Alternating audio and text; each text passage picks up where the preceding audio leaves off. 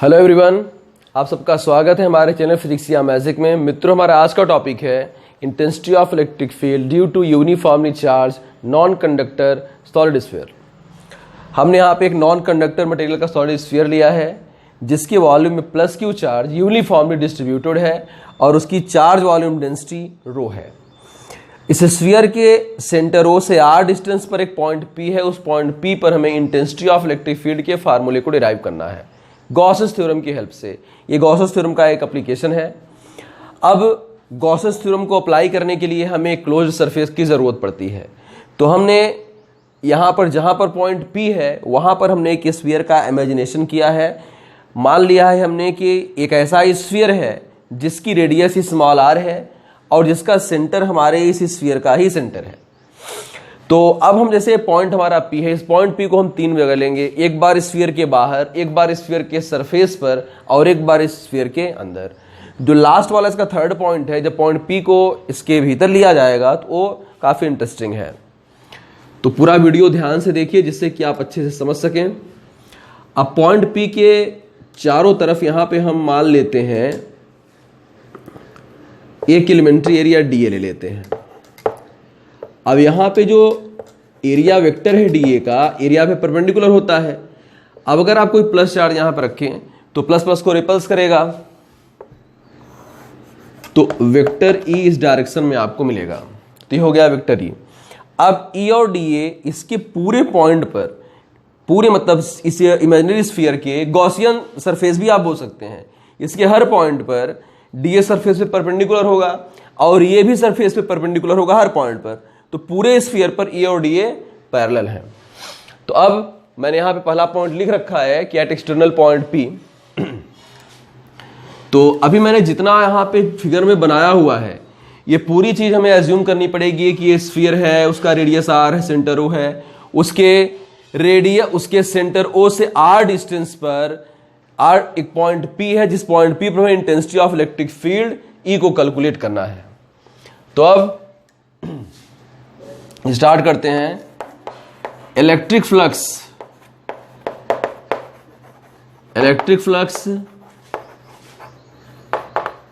Passing through Gaussian surface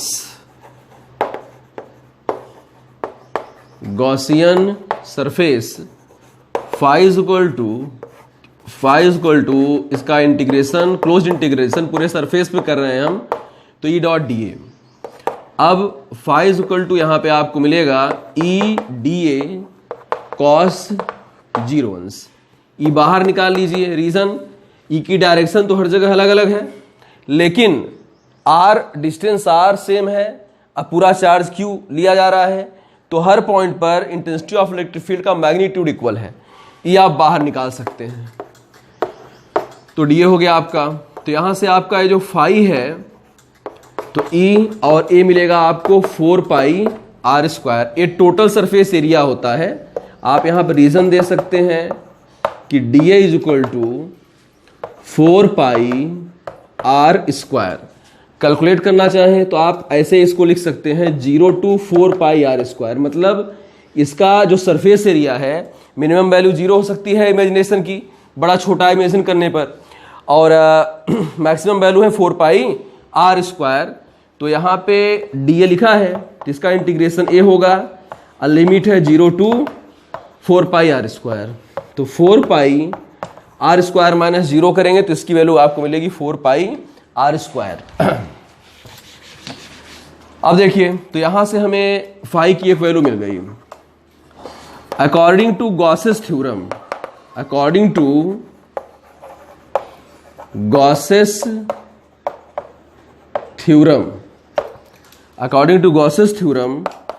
phi is equal to Q upon epsilon not K, where epsilon naught is permittivity of free space and k is dielectric coefficient of medium, जिस medium में इसको रखा गया है। Equation 2 from equation 1 and 2,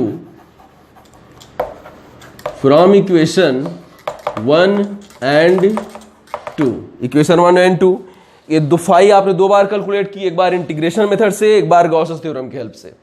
तो अब हम phi की दोनों वैल्यू को बराबर कर देंगे। तो E4πr² is equal to Q upon epsilon naught K.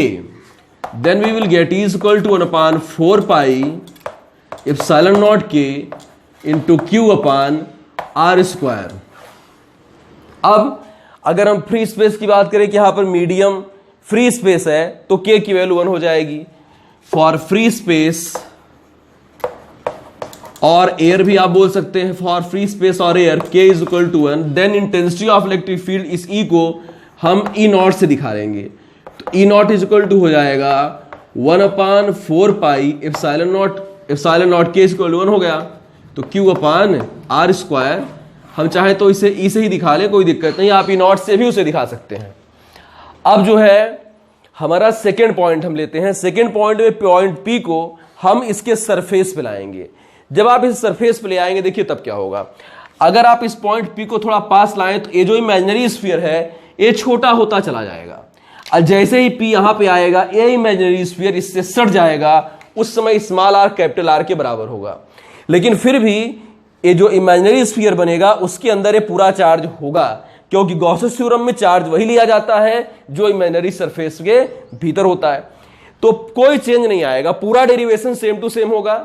जहां पे स्मॉल r है यहां पे हम कैपिटल R लिख देंगे। इसीलिए हमारे बुक में लिखा होता है कि using small r is equal to R, तो R यहां कैपिटल R लिख देंगे तो हमें सरफेस जो है, जो हमारा स्फीयर है, इसके सरफेस के किसी पॉइंट पर इंटेंसिटी ऑफ इलेक्ट्रिक फील्ड का फार्मूला हमको मिल जाएगा। लेकिन जैसे हम डिराइव करना चाहें तो आपको बताता हूं मैं। At point P on surface of sphere, on surface of sphere, अगर मान लीजिए कि हमारा पॉइंट P स्फीयर के सरफेस पे है तो ये पूरा जो फिगर आप बना रहे, मैं बना नहीं रहा हूं, खराब लगने लग गया, अभी छोटा है, ये पूरा इसे सट जाएगा, ये पूरा पॉइंट P यहां पे चलाएगा। तो उसमें पूरा ऐसे ही डिराइव करेंगे, स्मॉल r की जगह हमारा कैपिटल R हो जाएगा बस पूरे में। अब ये हमारा सेकेंड पॉइंट बन गया at point P on surface of sphere. अब हम आते हैं अपने थर्ड और इंपॉर्टेंट पॉइंट पर कि जब पॉइंट P इस स्फीयर के अंदर आएगा, तो उसके लिए मैं एक दूसरा फिगर में डायग्राम बना लेता हूं। ये थोड़ा छोटा बना है तो बड़ा बनाता हूं मैं, जिससे कि अंदर मैं बना सकूं उसे। अब तीसरे पॉइंट की हम तैयारी कर ले थोड़ा। जैसे जो हमारा थर्ड पॉइंट है at internal point and internal point P, at internal point P, तो उसके लिए हम इसी फिगर को, मैं इसी स्फीयर को बड़ा करके यहां पर बना रहा हूं मैं। जैसे यहां पे है, ये ले लीजिए सेंटर इसका O, इसका रेडियस R। अब जैसे कि यहां पर हमारा पॉइंट P जब अंदर होगा, अरे मैं पॉइंट P आपको दिखाता हूं।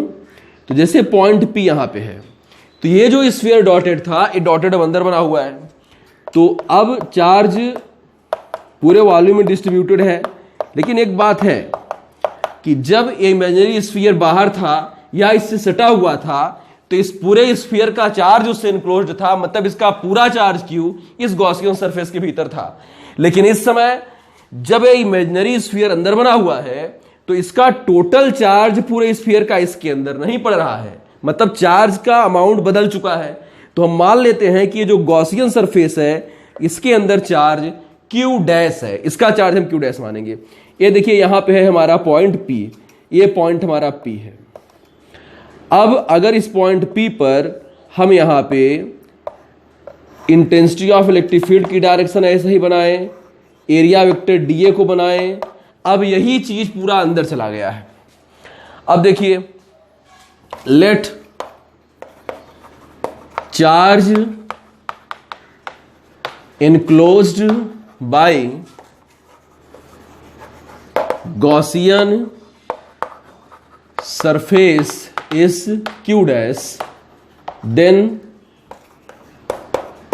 volume charge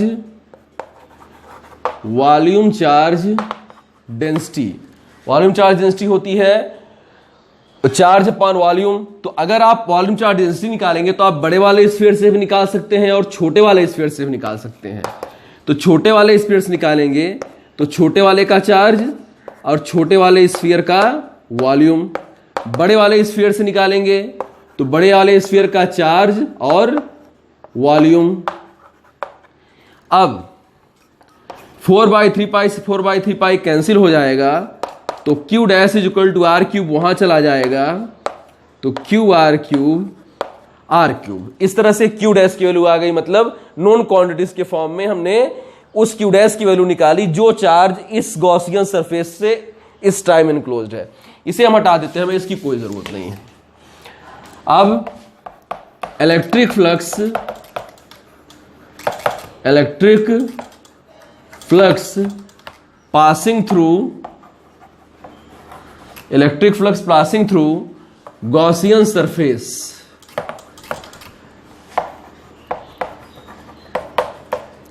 surface, phi is equal to, ये तो इंटीग्रल मेथड वाला हो गया, और गॉसेस थ्योरम वाला मैं बता चुका हूं आपको, आता है यहां पे Q dash upon epsilon not K। जैसे उस बार हमने फर्स्ट पॉइंट में इक्वेशन 1 लिया, इक्वेशन 2 लिया, फिर दोनों को इक्वल किया, तो यहां पर मैंने दोनों फाई साथ में लिख दिए हैं। ये फाई इंटीग्रल मेथड वाला है, ये वाला फाई हमने गॉसेस थ्योरम से लिया है। Q डैश क्यों लिया? क्योंकि गॉसेस थ्योरम में वह चार्ज लिया जाता है जो गॉसियन सरफेस के भीतर होता है। तो इस समय गॉसियन सरफेस के भीतर Q डैश है, तो इसलिए हमने वहां पे Q डैश लिया है। अब इसकी वैल्यू आप जानते हैं कि E इंटू 4 पाई R स्क्वायर आएगी कैलकुलेट करने पर, तो ये आपको मिलेगा Q डैश की वैल्यू रख दीजिए 1 upon epsilon not K. Q dash की वैल्यू आपने यहां पर निकाल रखी है, Q R cube upon R cube. अब आप इसे नीचे ले जाइए तो E is equal to 1 upon 4 pi epsilon not K into Q R upon R cube. तो इस तरह से हमने फार्मूले को कैलकुलेट किया। कब? इंटेंसिटी ऑफ इलेक्ट्रिक फील्ड के फार्मूले को कैलकुलेट किया जब पॉइंट P आपने इस स्फीयर के अंदर लिया हुआ है तब। तो इस तरह से हमने गॉसेस थ्योरम की हेल्प से या uniformly charge non conductor solid sphere के कारण किसी पॉइंट पर इंटेंसिटी ऑफ इलेक्ट्रिक फील्ड के फार्मूले को डिराइव किया। कब? जब वह पॉइंट P स्फीयर के बाहर है, जब स्फीयर के सरफेस पे है और जब स्फीयर के भीतर है। तो दोस्तों, अगर आपको वीडियो अच्छा लगा हो तो प्लीज शेयर जरूर करिए, लाइक जरूर करें, एंड प्लीज अगर आपने अभी तक चैनल को सब्सक्राइब ना किया हो तो चैनल को सब्सक्राइब जरूर करिए। Thank you.